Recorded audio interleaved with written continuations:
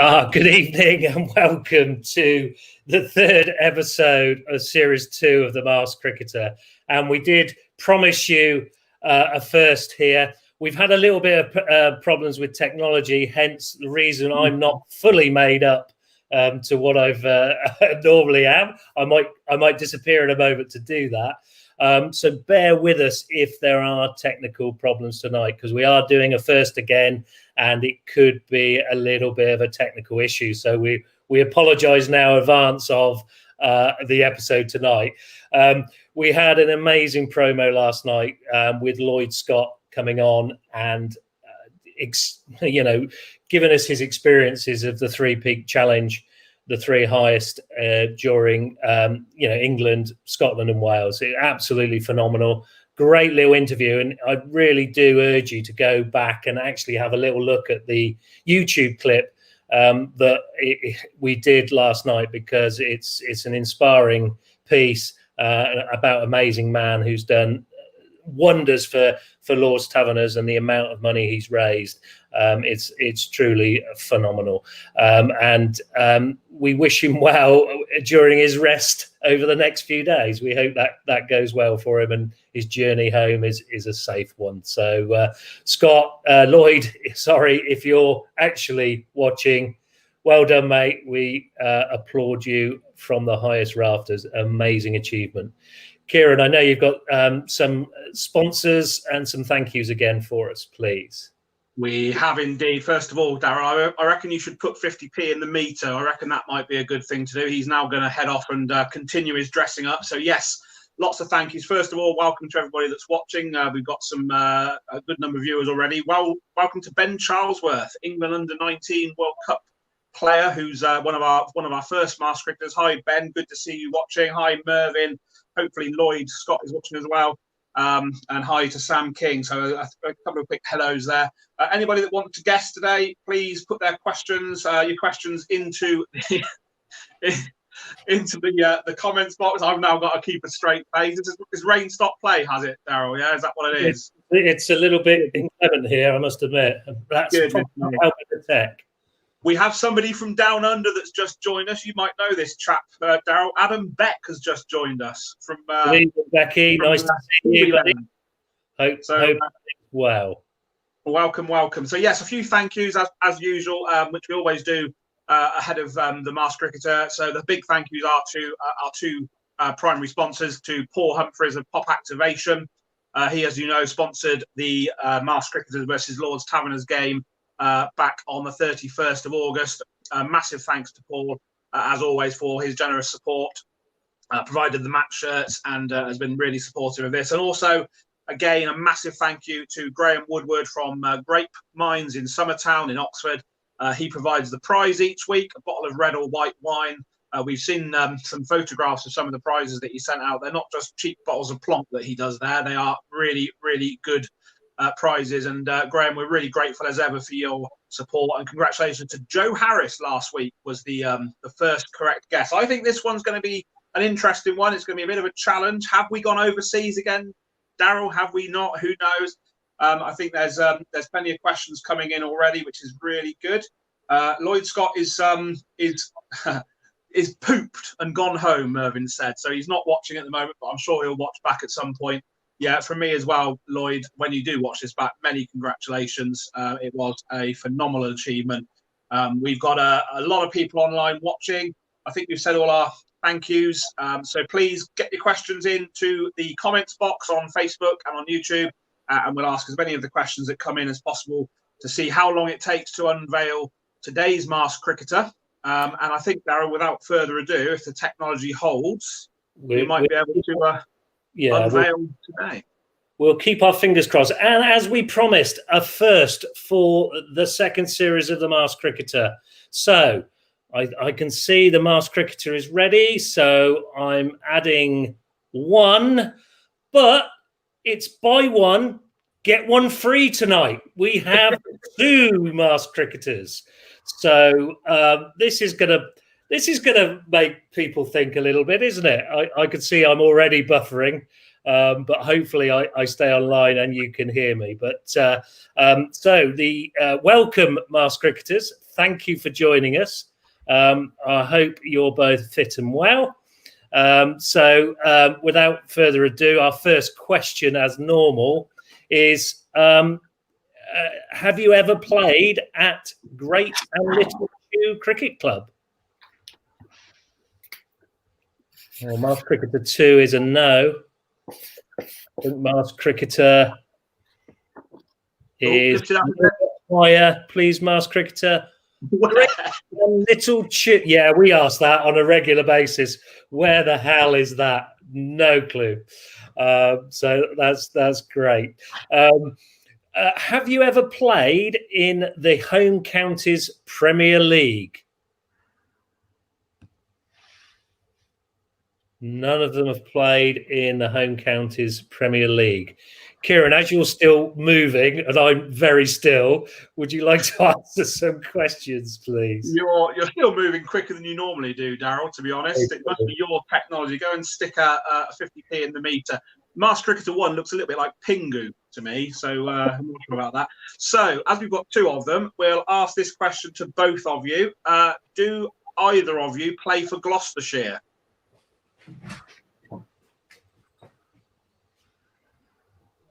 No. Neither of you play for Gloucestershire. Are you based in England at the moment? Are you based in England?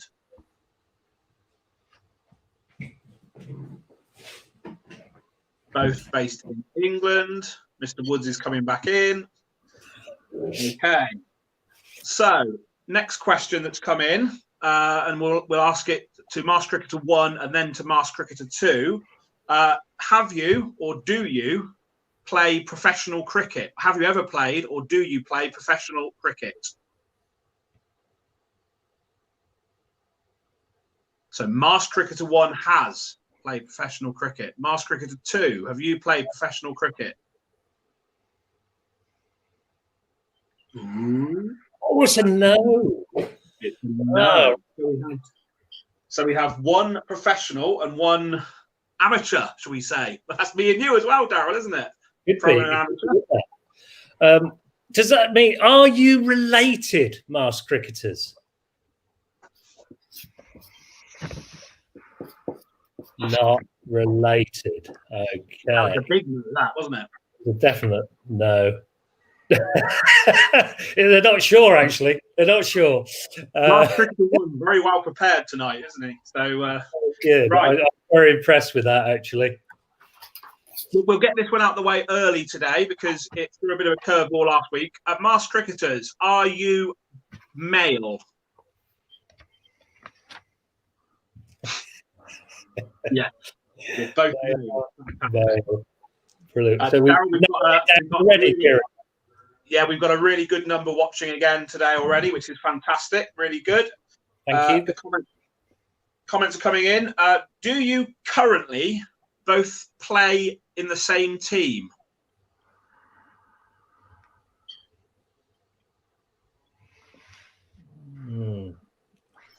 No. Okay. So one for the professional cricketer. Do you still play professional cricket?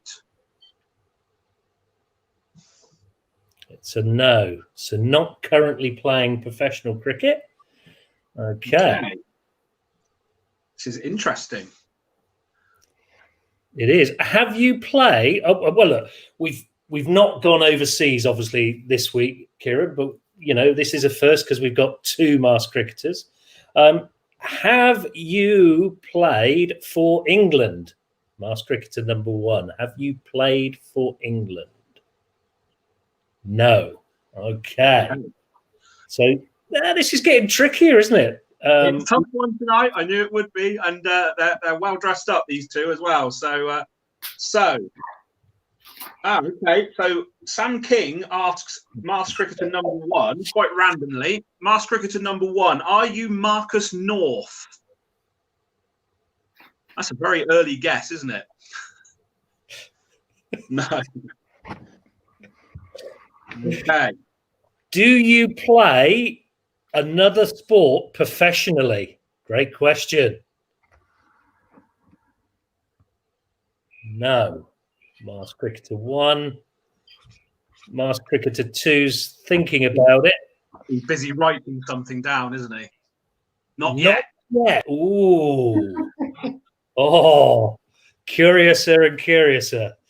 Now, we had a preliminary guess in, which was quite a good guess, actually. I'll say that. It's no clue to say this. Quite a good guess.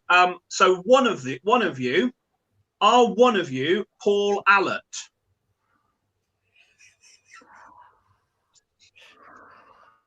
No.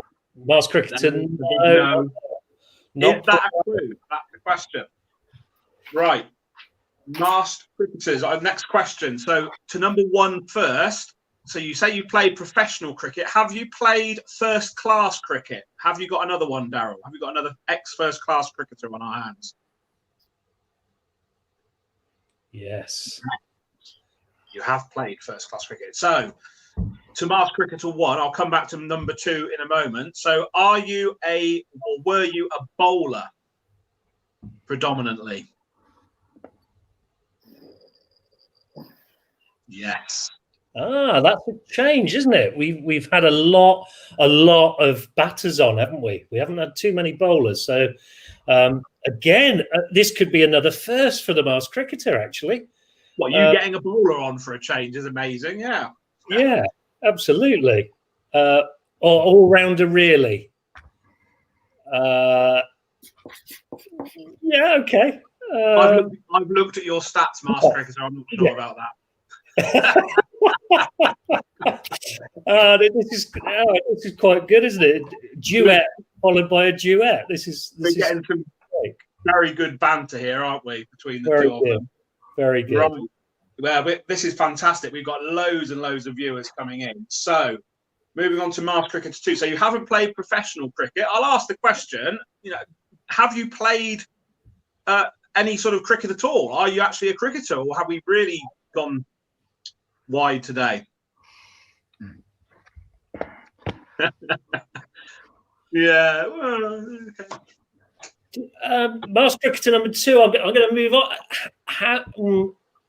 Did you start playing in Oxford? Yes. Ooh. Have I given another clue there, K-Dog? We've got one local. To both of you, I've got two good questions. First one, are you father and son?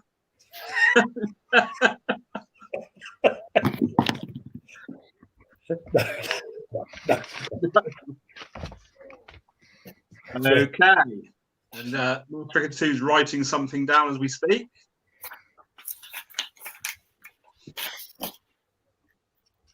What's Masked Cricketer 2 writing down, Daryl?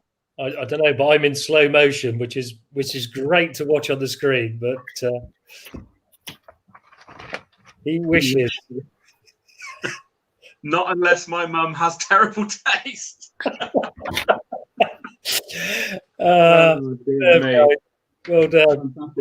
Right. Both of you, are you over 40?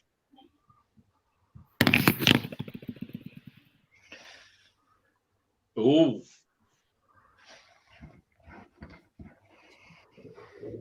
Right. So one is over 40. Your mouth's moving, but there's no sound, Daryl, as usual, which is good. Right. This is to one of you. Are one of you James Coles, who made his debut for Sussex this year? No. Neither are James Coles. Okie dokes. Daryl will come back to us at some stage. His tech is... I'm back live. Oh, he's back. You keep coming in and out, Daryl. I keep moving my Wi-Fi router around. If it helps. I didn't say that. Well, we have to say, we don't just throw this together, do we? Oh, yes, we do. And I'm proving that yet again, I think. Have either of you played with either myself or K-Dog? Cricket, that is. No, they haven't had the pleasure. Not had the pleasure. They may do next year, perhaps, in the charity game, maybe. Hopefully. either or any of you a groundsman?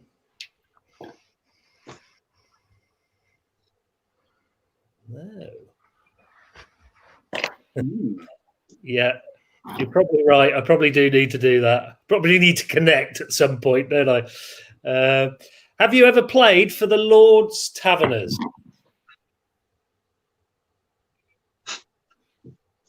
Yes. One has played for the Lord's Taverners. One hasn't. Okay.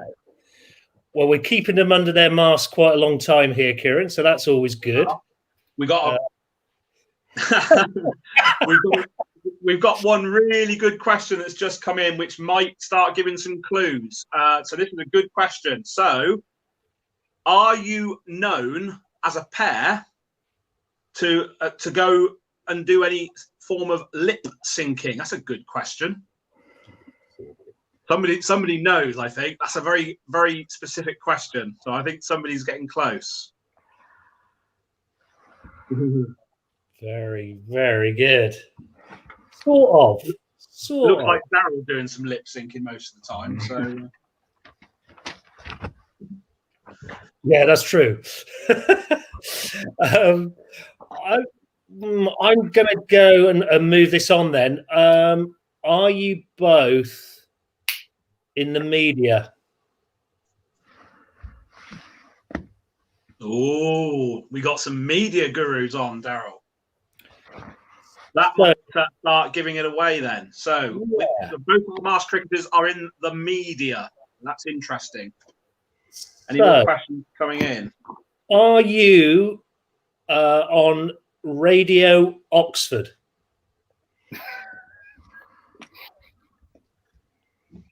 No. Didn't lower themselves to Radio Oxford. Wait, it's me. Oh, sorry. I didn't say that. We'll cut that bit out. Oh, no, I've made a mistake again. Somebody has been. Oh, my goodness. Right, Darryl, we're getting somewhere, I think. We've got a question here. Have you or are you ever on Test Match Special? Oh, we're getting somewhere. Oh, yeah. This could be interesting. Okay. So. Okay, another question. Have either of you commentated on Sky Sports?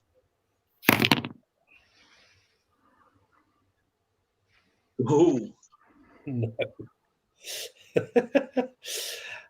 Darryl, our premier left arm spinner Chris Leaney is on. Who bizarrely I had a dream the other day, and Chris Leaney was in it. I won't talk about that too much. It was something to do with being in the bank. So Chris Leaney wants to know, Masked cricketer number 1, are you Jonathan Agnew?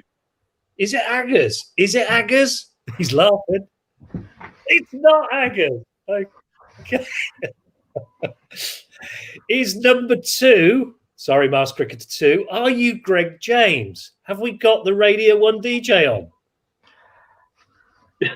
No, we haven't got the Radio 1 DJ. Darryl, we're up to 20 minutes without guessing. So I think, should we? Oh, no, here we go. Here's a question. So somebody's asked, are you Aggers? And the answer was no. Does your nickname rhyme with Aggers? That will give it away.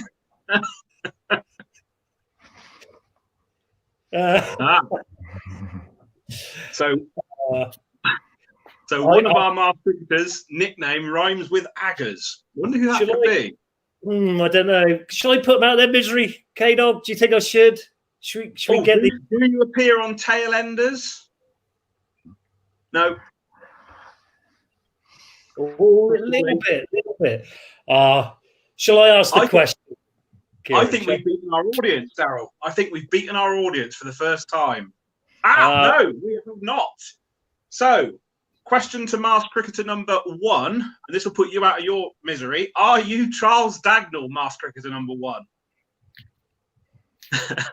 Yes. Yes. Welcome to my cricketer. And so that's half a bottle of wine to Tom Welch. Can we leave masked cricketer 2 under the mask, or shall we? We could, but we're definitely not going to. Masked cricketer number 2, are you Henry Moran? Oh, Am I incredibly hot under there? Well done. Well, we did our best to keep you under there for as long as we possibly could, obviously. So we apologise for that. Well done. You nearly beat our audience, which is a great effort. I thought the lip sync was going to give it away. I thought that was me too. Actually, I was for that one. It was a great question, but because you were doing that, I think that threw them a bit. So. I was. There's a question on there, in fact, that I was trying to prompt my partner and my daughter to put in: is masked cricketer number 2 wearing a wig? Because look at that on top of the pad. I mean, look at that. Surely that's not real. What this? Yeah, it looks false, doesn't it? Terrible. He's very much the youngest of the 4 of us today. We can't really take the mickey too much. Jealousy is unbecoming of you, Charles. It's an ugly colour on me, green, isn't it?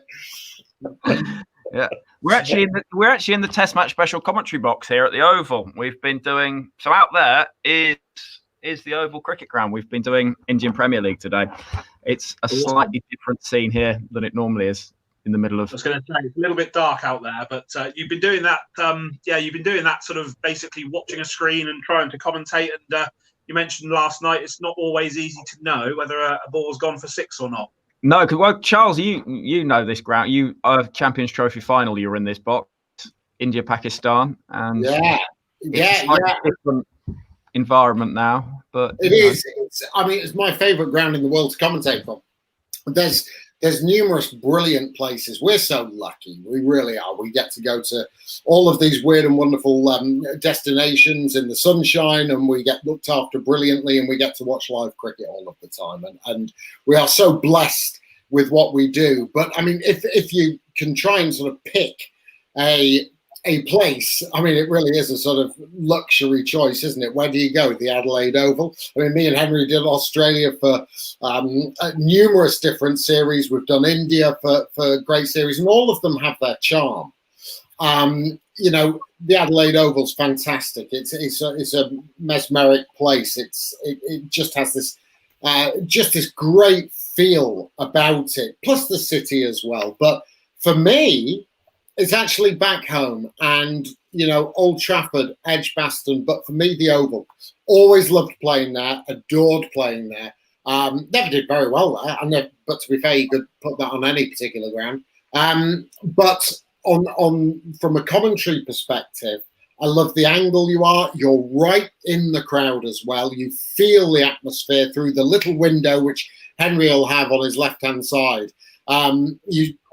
You're in and amongst it. And it's just a fabulous noise that's created at the Oval. It's a different noise than is created at Lord's. And for me, it's a much more sort of earthier tone. Lord's is great in its own way, but I just feel there's a more people's vibe about the Oval. I think it's a staggeringly good place to commentate cricket from. And very often, Daggers, the Oval obviously is very often the grand finale of the season in England, and sometimes it really is a grand finale. I'm thinking Ashes 2005 specifically, where it was a bit of a damp squib of a finish, but obviously it was where the Ashes were re-secured, wasn't it? So it's an atmosphere that's something to behold. Henry mentioned about the Champions Trophy. That was the best game, I mean, from a personal perspective. And Henry was there as well. I mean, the India-Pakistan Champions Trophy final, where Pakistan overcame India.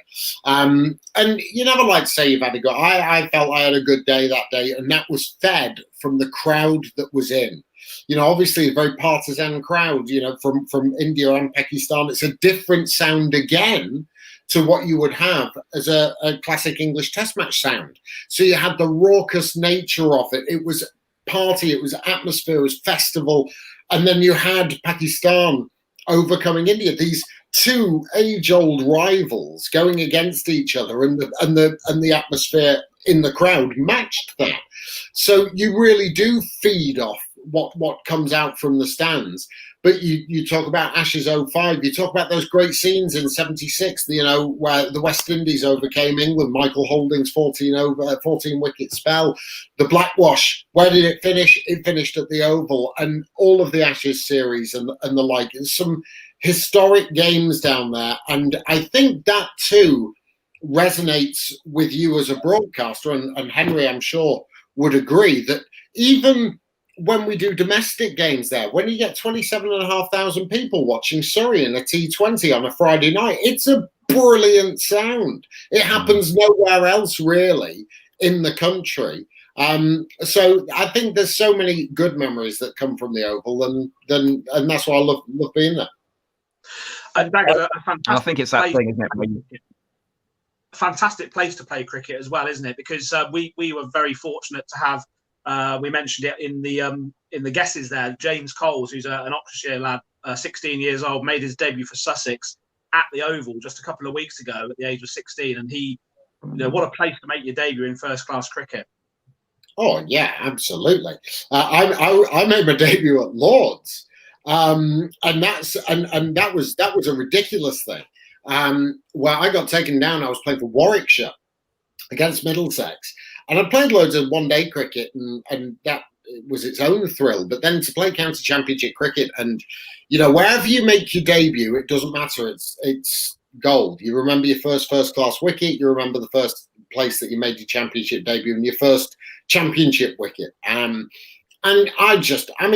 you walk through and you're just looking around the walls of Lord's and you're just going, oh my God, this is the home of cricket. You look at those fantastic oil paintings. I say fantastic, historic oil paintings. Some of them I feel I could have drawn.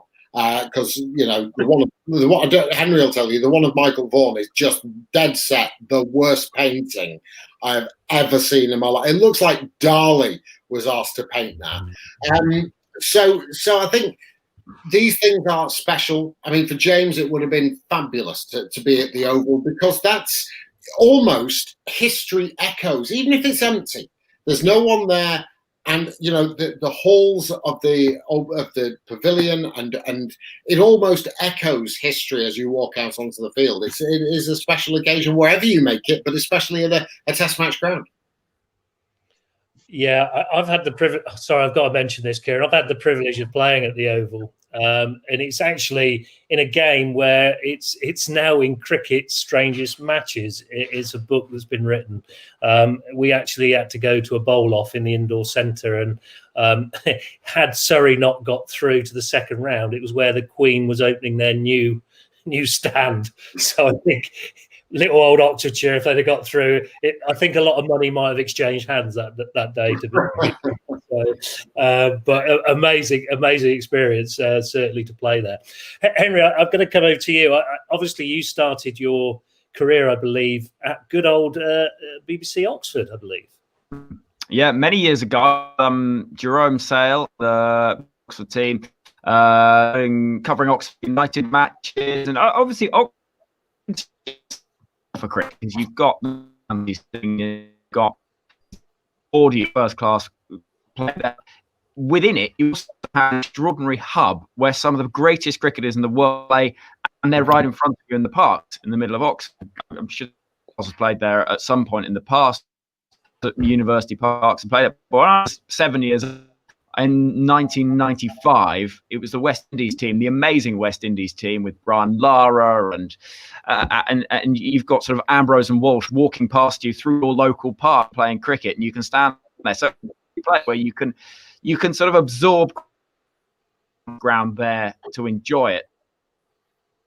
Really do that much cricket, but occasionally these extraordinary talents coming right at most people and so once a year we get that treat, and it's a hugely sort of position that you find yourself in a city like that, where you get spoiled once a year. You do some of the greatest, and I'll never forget the World Cup in 1999. One of my friends with Vittori's batting pads at the end of the tournament when New Zealand were knocked off, because they were having a match there, a tour match there, and they were giving away all their World Cup kit. And so, just amazing. We're having buffering problems, I think, Henry. We did catch quite a bit of that, but a lot of people are saying you must be on my Wi-Fi because it did a bit there. Typically, we have no problems going to Melbourne, Australia, but we have problems getting to the Oval. It's always the way, isn't it? Brilliant. I mean, somebody's mentioned here they've had a go at commentating, and what sort of advice would you give to people setting out in media and doing commentary on live games? Go on, Hen. I would say that the biggest challenge is to, before trying to bring any character into it, make sure you get the information out there, because the thing that people need to know is who's batting, how many runs have been scored, and what the score is. And then you bring the personality along. I mean, Charles, that's something you do particularly. I don't know if you can hear me. Daggers, if you can't, what would you say? Yeah, absolutely. I mean, our first port of call is to be to give you the information. The numerous different, everybody is different. The first piece of advice is one that Henry Blofeld gave to me, and it is very, very simple: is be yourself.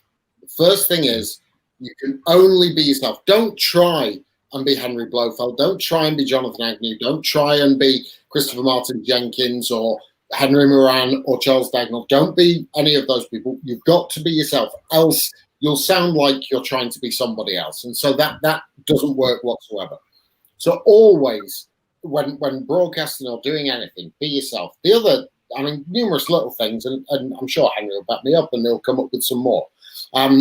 Don't go on, like I'm commentating and this is how a commentator sounds. No, they don't. They talk like we talk now. That's how we talk. That's how you talk on the radio. But so many people sort of go on air, and yes, there is an element of performance to it. But the first, especially when radio is concerned, and this is something people do forget.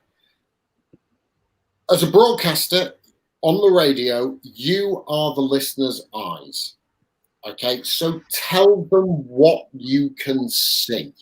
Okay, that's now in the main, it's going to be about the cricket, where the ball is, where the fielder is. But what kind of haircut has he got? What's happening in the crowd down there? What's there's blowers will have talked about pigeons and buses. That's what he was famous for: pigeons and buses, and there's an aeroplane going. That's what he can see. He puts you in that place. So I mean, there's numerous different aspects, but Henry is dead right. Get the information out there first. What do you want to know? We're there to broadcast cricket, so you need to know what the score is, where the ball is, who's batting, who's facing, how many not out, all of those things, and then put the meat on the bones via description or via a bit of personality or something like that. I think that's fair, Hen, isn't it? That would be about. Yeah, I think, and it's that thing, isn't it, of trying to bring sort of enjoyment and levity to it, because essentially a test match in particular, you're on for 5 days, and so you can't be serious for 5 days. And in a 5-day match, there are going to be periods when Dom Sibley is batting, or whoever it might be, and it's not going to be that exciting. And so you have to be able, I suppose, to change gears and move into different subjects. And that's what I suppose somebody like Henry Blofeld, Jonathan Agnew are absolute geniuses at, is that ability to change gear, to make it a little bit different, to be fun. And someone like Tuffers or Jeffrey Boycott are brilliant at doing that alongside them. And I think Charles is absolutely right. And the challenge that I have massively is, on air is not sounding like you're pretending to be on air. You have to sort of just be you. And that is something that every broadcaster in the world has to fight with, to try and remember that you are you, and you have to be you, and you're not doing an impersonation of somebody else, because that is a hard thing to remember when you've got a sort of that awareness that you're broadcasting to however many people who might be listening, and that sometimes isn't easy, but ultimately it is. You have to remember that what you're doing is fun. It's, you're watching sport, and it's particularly a year like this that, there are times when, you might be watching a boring session. You think, my goodness, I'm the luckiest person. I'm one of so few people to be watching live cricket. And how lucky am I to be doing that this year of all years? Every year it feels like that, but this year in particular, even if it's raining, I wouldn't rather be anywhere else. I'll just pick up because Henry's on dial-up Wi-Fi. Is that have the Oval paid for Wi-Fi? Have they cut it up whilst they're rebuilding the stands? We wouldn't know because Henry's frozen. But he'll be back. But in that respect, Henry is absolutely right. The bonus is is that, like, when me and him are on air together, the fact is we're best mates. We get on so well, and we muck about in the car and do lip syncs, and we like our music, and we find things funny. That we, what we do hope is that when we're on air, that we do exactly the same thing, and we hope that the majority of people find it funny because we're laughing, and hopefully they will. Now, not everyone's going to think the same. Not everyone's going to find what you find funny. But one hopes that the majority do. You're not going to please everybody, but you try your best, like Henry said, and that's the key thing. There are so many people who would love to be in a situation that you are. So therefore, sound like you want to be in that situation. And I always do. I don't care what the cricket is. It could be Derby, Glamorgan in April at 8:30 at night in the Sky Sports pod. You're absolutely freezing. The cricket's really, really rubbish. It's either that or a normal job. Well, you take that every day. Yeah, and I've got to say, I'm very impressed with your professionalism today because it's been buffering along and you just carried on regardless. Brilliant.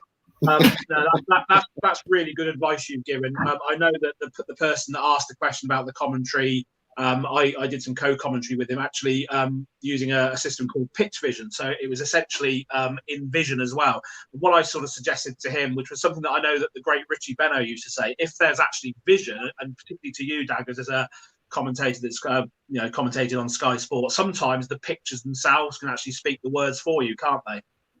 Well, absolutely, and I don't think there'll be a person watching this or listening to this who wouldn't be a fan of me saying less. So, but when it is there, he is right. You add to it. You do add to it, and if there is a big list of names and numbers on a screen, and you don't go down and name the list, people can see the list, but you might turn around and say, "Oh, that number 5 surprised me," kind of thing. So it brings the viewer to the list and makes them, and then they have their own thoughts about it or whatever. So yeah, it's not stating the obvious. There are some things that you will naturally react to.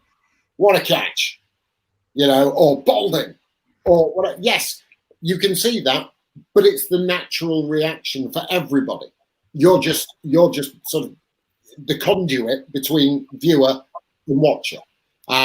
So yeah, you have to take a little bit out when you're doing TV, but it's a different kind of skill. I think, and Henry will agree with this, that I've been doing TMS for 10 years, a bit longer than 10 years, and radio for about 20. And Henry's obviously younger and better looking than me, but has done a hell of a lot of radio. What, 10, 12? How many years have you been doing it? I've been in radio for about 12 years. 12 years. We haven't got it. We haven't mastered it. And the thing is, you never will. You never will master it. One piece of advice that I was given that was quite a good one is if you come off air at any point and think that you've had the perfect broadcast, then you're pretty much finished, because there is never a day you don't stumble over something, you don't get something wrong, you don't make a mistake, because you just, particularly because I think cricket commentary is a really odd thing, because you sit down in front of a microphone and you have an unscripted, for a T20 game, which is the shortest format, you've got 4 hours of unscripted radio with no music in it. And so there are going to be words, and the minute that you judge that and accept that and understand that is part of it, you're probably struggling. That also, the minute, as I said, that you come off there and you think that was brilliant, you're also, because it's never brilliant. It's never absolutely perfect, because it's just not how life works, and that's, no cricketer will have the perfect game. And the same with a broadcaster, you never have the perfect broadcast. And if you think you do, you probably haven't. I think is probably the fairest. Can you also just mention something very quickly? There's a little thing in the comments that's Cherry Horse Welfare Project. That's my partner Annie, and she's actually watching this with my daughter B upstairs somewhere. On pain of death, I've told them to come down and disturb me whilst I'm doing this. So they're being very, very brilliant. Even though they've come in and got fruit pasta lollies from right in front of me and have eaten their dinner. And eating fruit pasta lollies, knowing full well I can't do that while we're doing this. So I'm wafting them, and I'm just so jealous of what they do. So I just wanted to mention that. So thank you, darling. Actually, Daggett, I'm just thinking that, back to what Henry just said there about the perfect broadcast. We can definitely say this is not the perfect broadcast. I think Kate, we buffered a little bit, and I apologise for that to everybody watching. I'm sorry, I don't know why. It's just one of those things that happens from time to time, but I apologise anyway. But obviously, I just want to say at this point, scrolling down the bottom is our YouTube channel details and our Just Giving page, which is just search The Masked Cricketer and you'll find it. So if you can actually be good enough or generous enough to donate to the Lord's Taverners, you can by clicking on that link and donating accordingly. So thank you for that. I was just going to say, guys, I didn't mention in the prep there that are we going to have a little bit of a premiere of music from you, or is that going to be? Well, I was expecting to be at home this evening, but because, as you might be able to tell, communications at the Oval haven't been that good today. We to let you into a bit of a secret, 5 minutes before the Indian Premier League commentary this evening, we had no way of broadcasting, so we were very much flying by the seat of our pants here in the commentary box. So I was expecting to be at home, where I can assure you the internet's perfect. But we have no we have no musical instruments here, sadly, because that is the other thing that is our big passion, Charles and I, is the music. Daggers, explain a bit more. Well, it all started when we were basically we were covering England and Australia pre the World Cup 2015. It was. Or 2016. Was it 2015? 2015. And England had a tri-series with India and Australia. And basically, I went and joined the ABC commentary team as the BBC member. Henry produced it and did the reports and all of that sort of stuff. And so basically, it was Daggett and Henry tour Australia for about 6 or 8 weeks or whatever it was. So we were very, very well behaved. And but we're on our own, and we got up to all sorts of mischief, and it was great fun. But one thing we did do is Henry is a very, very accomplished, ridiculously good electric guitarist. I've always played at musical instruments and sort of like not really kicked on or anything like that. And so I decided to actually make a decision that I wanted to learn an instrument, so I wanted to learn the bass. I bought myself one of these travel basses that you can fold up, and then Henry had a travel guitar, and we then started in our hotel rooms just playing along and like to songs and stuff like that. And anyway, with Henry's help, I got better. Then I started taking lessons, and now I've got a little bit better than that. I'm still not great. But what we decided was that I'm 44, Henry's less than that, and we've never really, we thought if we don't get on stage at some point, then we're never going to go and do it. So we talked about it. And after all the lip syncs and us rehearsing a little bit more together, we said, right, we've got to go and do it. We've just got to do it. If we don't do it, we'll never do it.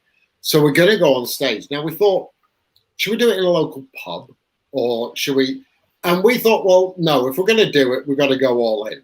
So we literally decided to go all in with the help of Tony Andrews from a company Under the Posts. He backed us and we booked the 100 Club in London.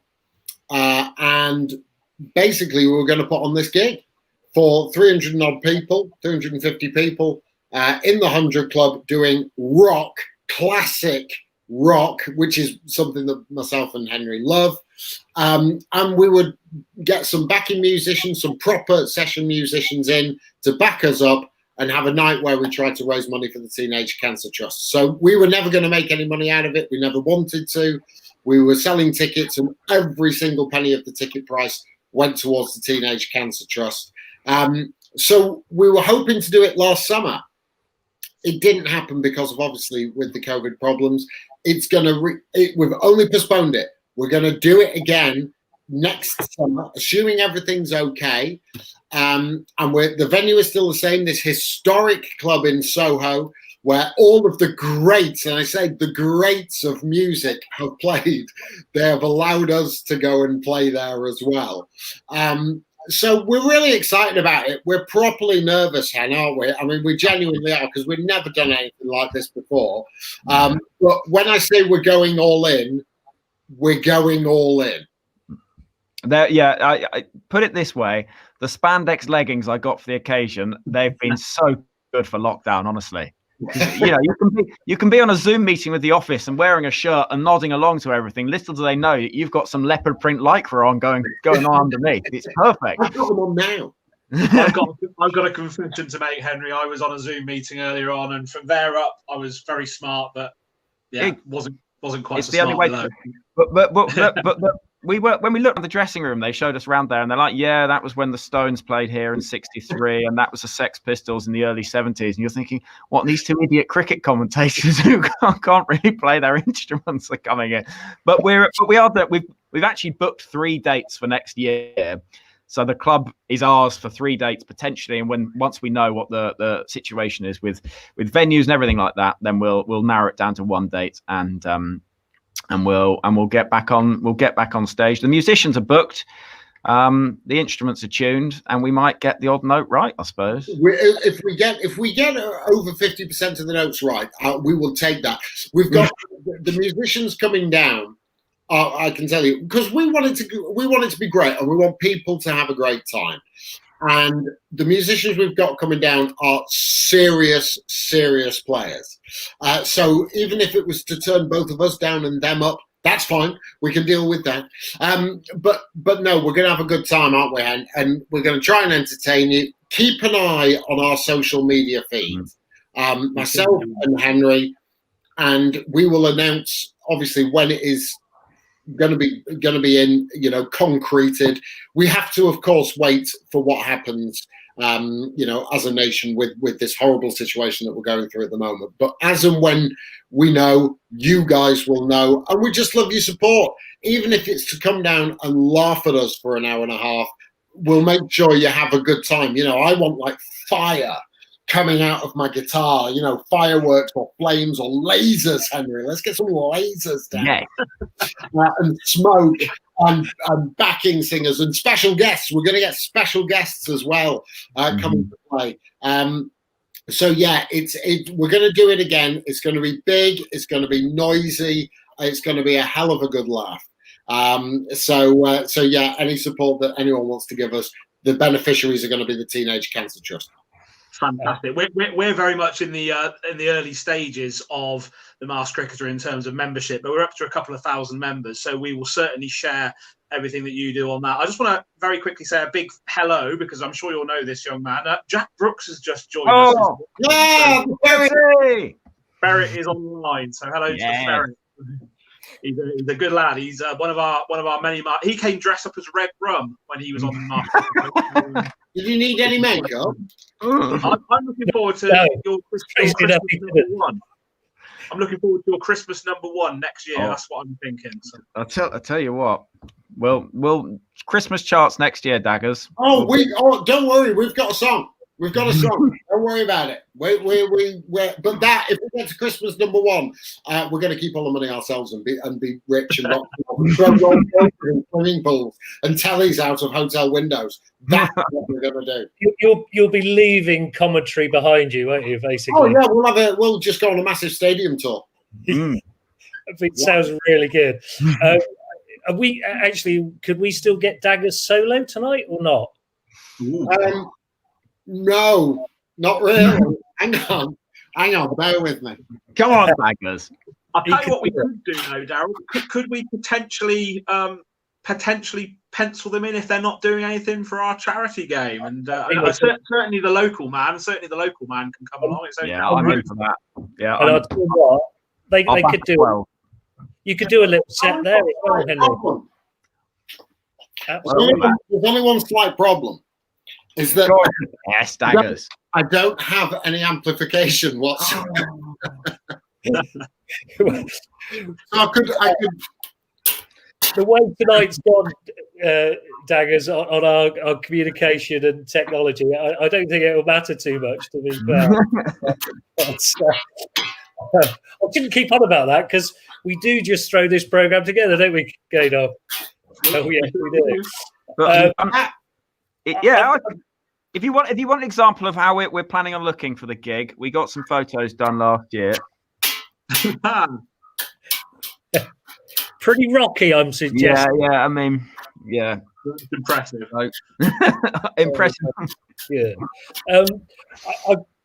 Daggers, just one question that I know because some of the people watching are making transition from minor counties, which is now national counties, to first-class cricket, and I'd just be interested in your views because it's something you did from Cumberland to Warwickshire and Leicestershire. So was that a difficult transition, or was it quite straightforward?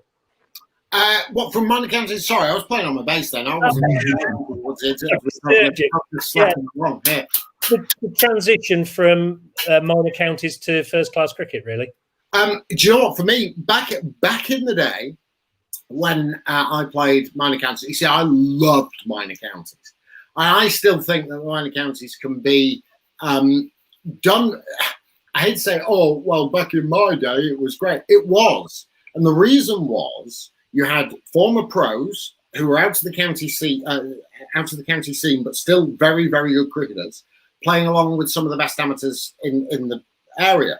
You got some great cricket played, really, really good. 2-day cricket it was, fantastic.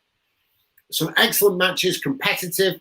Plus, as a youngster, I was playing alongside some of these guys who knew about the scene. You could learn from them. You still played. It was a really good stepping stone. You played on excellent pitches in the main. You got used to longer form cricket. Usually, as a club cricketer or a pro in the leagues, you would play just one day. So you got to play multiple day cricket, which was, again, another difference. So, you would be coming back for second and third and fourth spells and that sort of stuff. So I found the experience a brilliant one, more learning about the game from those senior pros and playing against a better standard of opposition rather than sort of playing in the leagues against 3 or 4 good players, perhaps in each side. You would have a minor county side that was filled with them. So the standard of bowling was better. I thought it was a really good transitional thing, and I think the minor counties is. I don't know what it's like now, and my apologies for that. There's a lot of cricket to cover. We can't cover it all, and I'm afraid that I'm out of the loop regarding the minor counties. That said, if it's anything like it was when I was playing, and I hope it is, then I still think it's got a huge role to play in our game, and I absolutely loved it. What I hope, there was almost a kind of thrown together nature of it as well. I have a funny feeling that it could be a little bit micromanaged, perhaps. With pyramid structures, or they want to. I don't know, and I'm speaking of what I do not know. So my apologies for that. All I can say is that I hope it is still a very competitive standard. I hope that old pros still go and play because there's a lot to be learned from them, and that youngsters are brought through the right way. So that's. But as a transition, it was great for me. I learnt a huge amount. I was playing against people like Wayne Larkins. We had a couple of players. Dave Pennant, who played county cricket. Ashley Metcalf, who played for Yorkshire, was part of our side. Staffordshire were always a very strong side. Alan Richardson, who took 500, 600 first-class wickets, another one of my real good mates. He played for Staffordshire in those times. So you did get to play. Derek Randall was playing for Suffolk when I was playing there and the like. So yeah, you did get some really good cricketers, and I loved it. I really loved it. I hope there is a similar feel to it now. And I think the other point to make is that someone like Jack Brooks is a more recent example of the fact that it does that pathway does still exist. You know, he was well into his 20s when he made the move from Oxfordshire to Northampton, eventually Yorkshire, and now to Somerset. So he's somebody that proves that exact point, that you don't have to necessarily have been in the academies of the major counties to become a first-class cricketer. There are routes and means to get through it, and we cover a lot of the domestic game. We see players all the time that have come through from all sorts of different routes and at different stages. So it's never too late to make a name for yourself. And let's not forget, Darren Stevens didn't start bowling till he was in his mid-30s, and look how many wickets he's taken now. So you know what? He never bowled at Leicestershire when we were there. We wouldn't let him. Obviously, we made a really good call on that one. But who do you think will get these wickets? Daggers, you take the ball. Yeah, you don't want to give it to Steve. He's no good. 600 wickets later.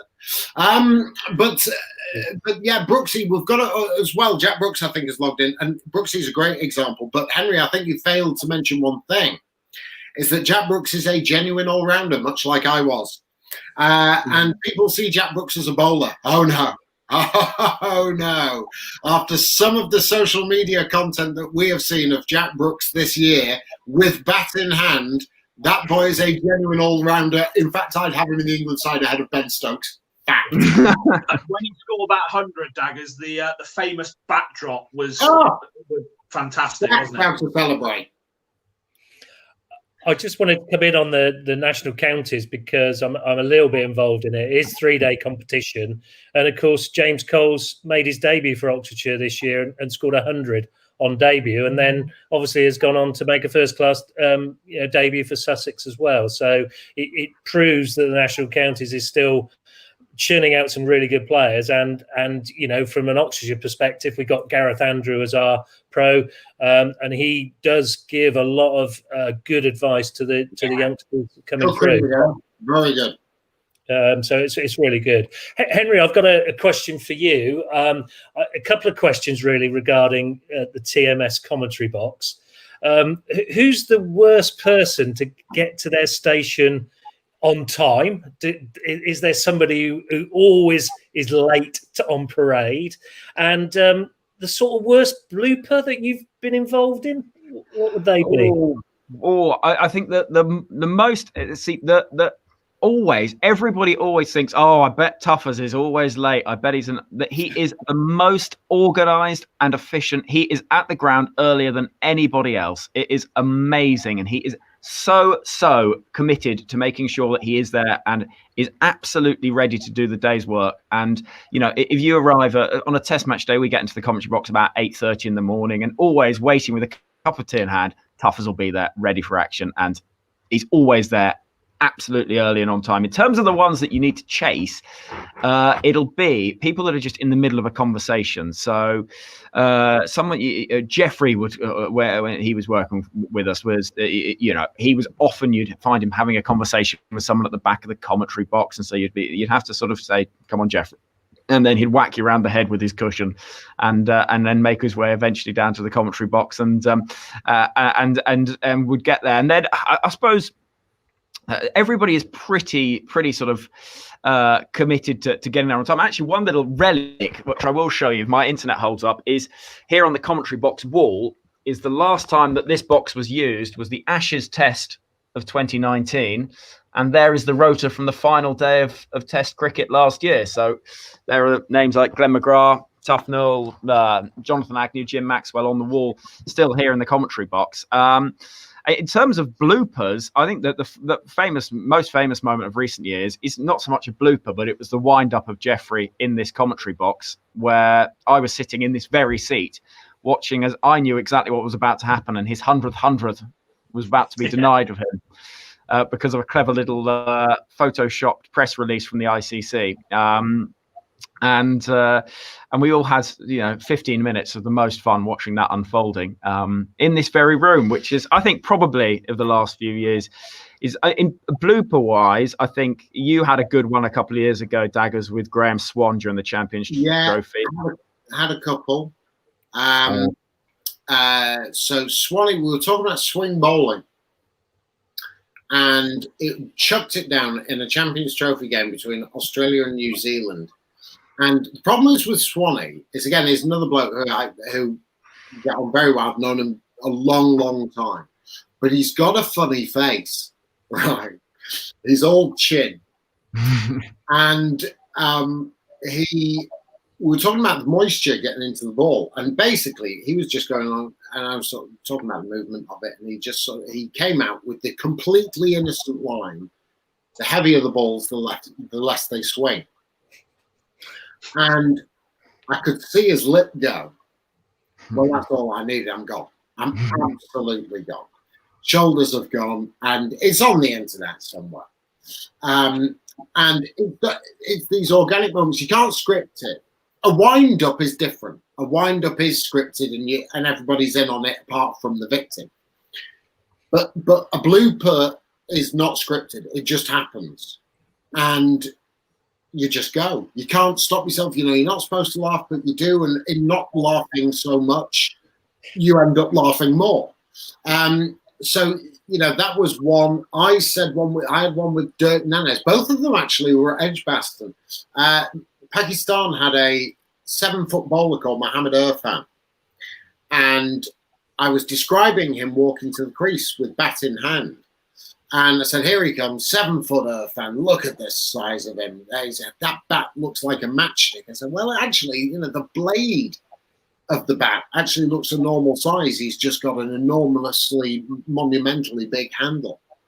And Dirk Nanes couldn't, that was it. He'd gone. And so he'd go, and me go, and therefore, and it was so innocent the way I said it. And obviously you got to listen to it at the time. But yeah, those, I mean, there's nothing better than laughing when you should. I mean, it really does. I mean, I'm sure we've done it a million times, cracking up and turning off your microphone because you've just gone and you're hoping that your partner can carry on and all of that. So, but that is again the thing. If you're doing a program unscripted for hour upon hour, there are going to be moments you say something accidental, and you know because you're on the radio you shouldn't laugh, and nothing is funnier. It's a bit, you know, if you're sort of standing during a very sort of emotional moment, sort of a wedding or something, and you get the giggles, it's always the worst possible time. It sort of makes it that much funnier. It's the best laughing ever. Yeah, it is, of course. And Henry, I've got to ask about Aggers, because I think Aggers, legend that he is a little bit mischievous. I do remember watching the Jeffrey Boycott wind-up. I remember watching you trying desperately to keep a straight face in the background. Whilst we're on the subject of Aggers wind-ups, we won't talk about the Brian Johnson one from years ago, but I remember, I think it might have been Jeffrey Boycott again. He was talking about how difficult it was to put a rubber onto a bat handle. Yeah, that was Michael I think Vaughan. he knew what he was doing, didn't he?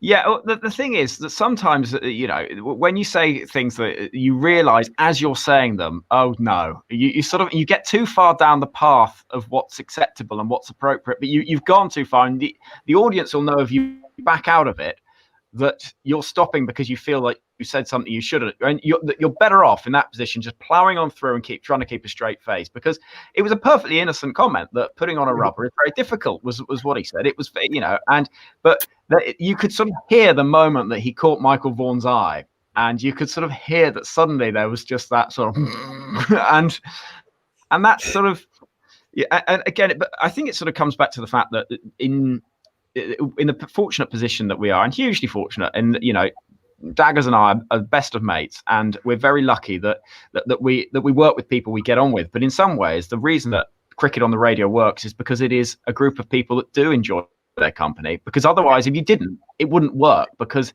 for 8 hours a day, in 5 days in a row, if there were egos, if there were people that didn't get on, it just wouldn't work, and you could never get that dynamic or that enjoyment. And I think that that's why perhaps you get those moments where the light-hearted stuff comes through, I suppose.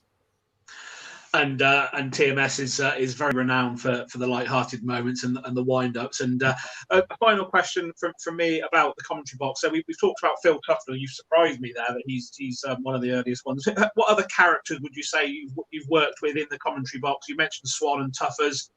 Anybody else that's sort of particularly funny to work with, or character that you enjoy working with? Charles, obviously, is hilarious. Blowers was just nothing else. I mean, just Henry Blofeld is. You sort of know about the legend before meeting him, and you think he can't possibly be like that when you meet him. And Daggers will agree. You meet Blowers, he's exactly the same off air as he is on air. It's good morning, my dear old thing, and he says he just makes you laugh the entire time. Everything he says is done in that exact same way as he broadcasts. And it's that thing that goes back to what the advice that he gave you, Daggers, which is you have to be yourself, and he's always himself. And in the bright coloured clothing and in everything else, and as to let you into a bit of it behind the scenes, the last day he worked on Test Match Special at Lord's in 2017, such was the esteem held by the Lord's staff, is they organised lobster thermidor to be served to him in the commentary box. And so Blowers on his last day sat there overlooking Lord's with a huge plate of lobster, because that is the sort of, and it was the most ridiculous scene I've ever seen in my life, but also it couldn't be anything else, and it couldn't be anyone else. It had to be that. And he was, as a commentator, peerless, as a character, just extraordinary. I think you'd agree with that, Daggers? Absolutely. I'll tell you a very quick story about Blowers, in that the type of bloke that he is as well, in that interestingly, we were in Tasmania. I seem to remember, Henry, we were in Tasmania, and I was FaceTiming my daughter, and my daughter at the time was five, and Blowers said, and he was on the FaceTime with her, and he called her my dear old thing. She was 5 years old, and Blowers called her, and he went on then telling my daughter about this hamster that he used to have, and she was just transfixed by Blowers talking about it. And she had a personal, private conversation with Blowers, and he was just waxing lyrical about the hamster that he used to have. So it was absolutely marvelous. And the other thing about Blowers is that when I told you about the advice he gave me, we had never ever spoken before, ever, and he rang me the day before my Test match debut, and I'd never spoken to him. I'd only ever heard him on the radio, and he phoned me up. He got my number, phoned me up. I was like, Blowers, and he went, oh, Daggers all day, and then went on to give me 15, 20 minutes worth of advice. And I put the phone down after speaking to him, listening to him, and I went, you so didn't have to do that. But he cared about me. He said he liked what I did as a commentator, so that was huge. What a lift that is when Blowers turns around and says that he likes what you do, and you're like, oh my God, you feel your chest pops out, you feel 10 feet tall. And the other thing is that he cares about the program. He cares how it sounds. He always has, and always did, and always will. And for him to take the time out of his own schedule to phone me up, this bloke that he's never spoken to before in his life, and give you 15, 20 minutes of advice and just talk you through it. I just thought, yeah, you so didn't have to do that, but I'm so very glad you did. And then we became sort of firm friends after that as well. So anyway, gentlemen, I have to say at the moment, I'm so sorry, but come here. But it is about that time where my daughter, who is here, say hello to everybody who's watching. Say, hello. There's B. Hello, B. Hello, Henry. How are you? Good, thank you. And my partner in there, who's Annie, who's seemingly too shy. Are you not shy? Are you coming in there? Get her on, Daggers. Get her on. Come on, Annie. Come on. Just say hello. I've got to put B to bed, but not Annie. Well, I might have to put Annie to bed. We'll have to see. So there you go. Go down a bit. There you go. Hello. Hi. I couldn't have saying I'm too shy, because that just doesn't go, really. Okay, Anyway. that's Oh, is that it? Have I got to go now? That exit stage right. Daggers, you must have been reading our mind, because we were just about to bring it to a close because we've gone over the hour. So I just wanted to say from both of us, the technology held up in the end.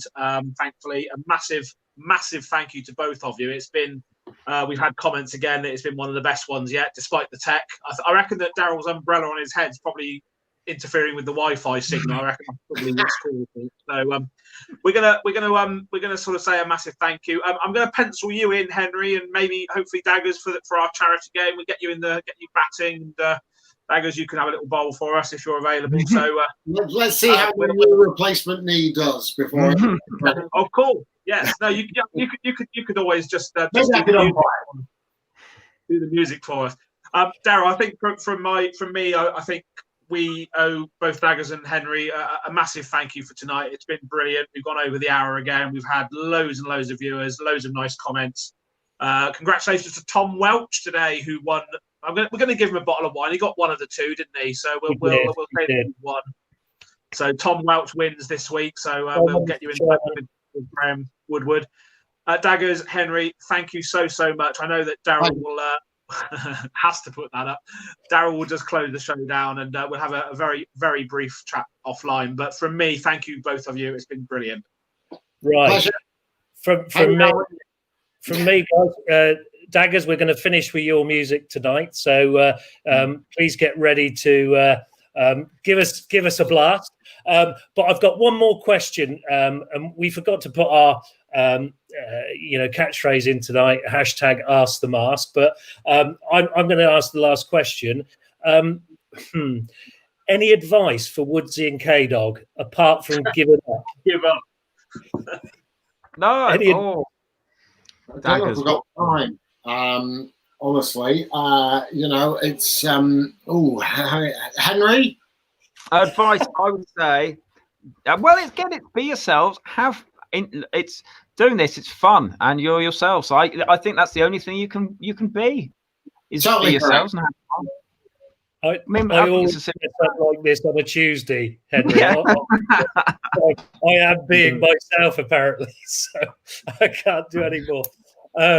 Guys, look, big thank you from me as well. You've been great fun, and thank you for sticking with us through all my tech problems. We wish you well. As Kieran said, stay with us after Charles has given us a blast. So over to you, Daggers.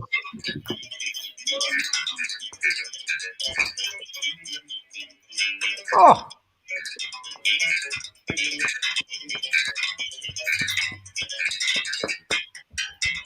Outstanding.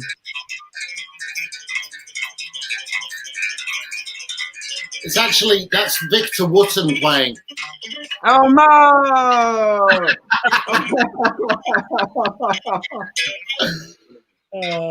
There you go. Brilliant. Oh, no. Thanks again, gents.